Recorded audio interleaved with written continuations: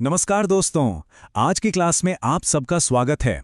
आज हम उत्तराखंड के पारंपरिक आभूषणों के बारे में बात करने वाले हैं, जो पार्ट 2 है। ये टॉपिक एग्जाम्स के लिए बहुत ही ज़रूरी है, तो चलिए इसे अच्छे से समझते हैं।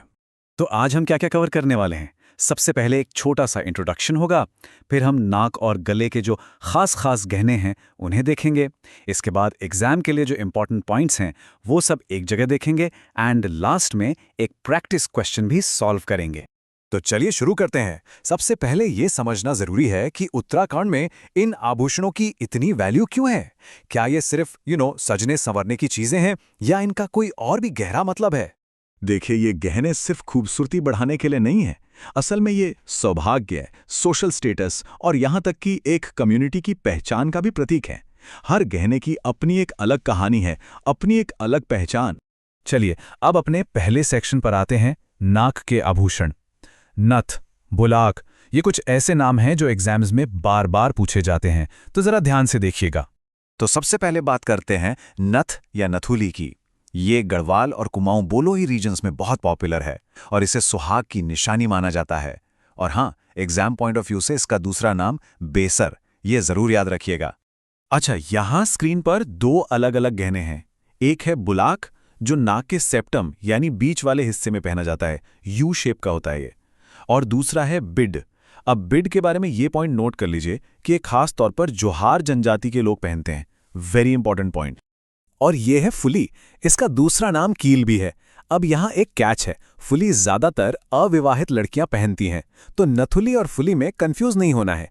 नथुली विवाहित महिलाओं के लिए और फुली अविवाहित लड़कियों के लिए।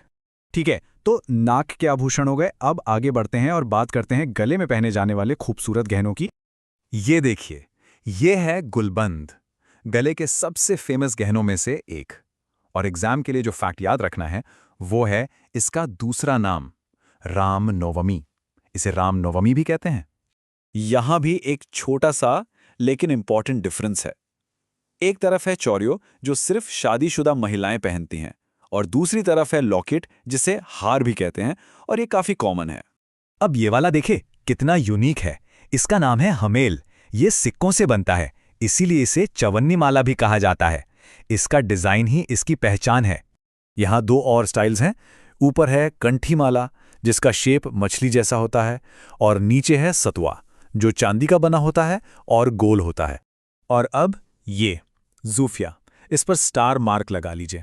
याद है हमने नाक के गहनों में बिड के बारे में पढ़ा था, जो जोहार जनजाति से जुड़ा है। बिल्कुल वैसे ही गले का ये आभूषण ज़ूफिया, ये भी खास तौर पर जोहार जनजाति के लोग ही पहनते हैं। चलिए, तो हमने काफी कुछ देख लिया। अब फटाफट से सारे इंपॉर्टेंट पॉइंट्स को एक साथ रिवाइज कर लेते हैं। ये स्लाइड एग्जाम से पहले क्विक रिवीजन के लिए बेस्ट है। बस इन फैक्ट्स को दिमाग में बिठा लीजिए। नथुली को बेसर कहते हैं, फुली अविवाहित लड़कियां पहनती हैं। बिड और झूफिया, ये दोनों जोहार जनजाति से जुड़े हैं।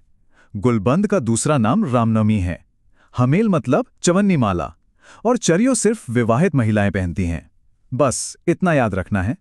ठीक है, रिवीजन हो गया। अब टाइम है एक प्रैक्टिस क्वेश्चन का। देखते आपको कितना याद है। तो सवाल है, निम्न में से कौन सा आभूषण विशेष रूप से जोहार जनजाति द्वारा पहना जाता है? ऑप्शंस हैं ए गुलबंद, बी हमेल, सी झूमफिया या डी नथुली। सोचिए, अभी अभी हमने इस पर बात की है। और इसका सही जवाब है ऑप्शन सी, झूफिया। बिल्कुल, जैसा कि हमने पढ़ा था, ज़ूफिया जो कि गले का आभूषण है और बिड जो कि नाक का आभूषण है, ये दोनों ही खास तौर पर जोहार जनजाति से जुड़े हुए हैं। तो ये थे उत्तराखंड के कुछ बहुत ही खास और खूबसूरत पारंपरिक आभूषण। ये सिर्फ गहने नहीं हैं, बल्कि ये इस देवभूमि की पहचान है, उसकी संस्कृति का एक जीता जागता सबूत है। चलिए, आज की क्लास यहीं खत्म करते हैं। अगली क्लास में मिलेंगे एक नए टॉपिक के साथ।